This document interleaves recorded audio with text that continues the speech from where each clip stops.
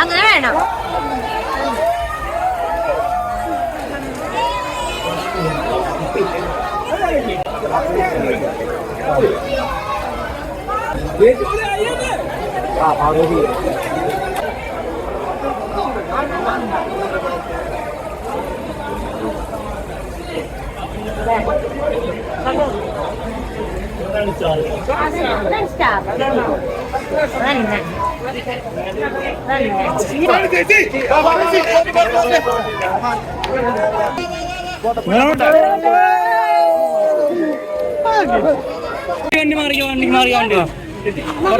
സാധിച്ചില്ല.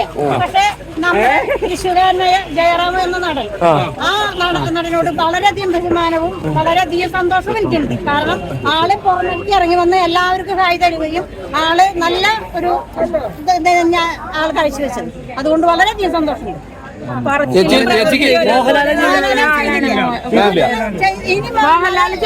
ചെയ്തില്ല അത് എത്രയോ വട്ടം വേണമെങ്കിലും പറയാൻ. എല്ലാവർക്കും കാണാൻ ഒരു പ്രാവശ്യമാണ് ഇവിടെ ഗുരുവായൂർ വന്നിരിക്കുന്ന മോഹൻലാൽ. ഞങ്ങളെല്ലാം കണ്ട് ഞങ്ങൾക്ക് അവർക്ക് മോഹൻലാലിനെ കാണാനുള്ള ഒരു അവസരം, ഒരു വേദി ഞങ്ങൾക്ക് മോഹൻലാൽ ഉണ്ടാക്കിയിരിക്കണം. ഞങ്ങളെ പോലുള്ളവരാണ് ഇവരൊക്കെ ഈ ലെവലിലേക്ക് എത്തിച്ചിട്ടുള്ളത്. അല്ലേ? ഭയങ്കര സങ്കടമായ ഒരു കാര്യമാണ്.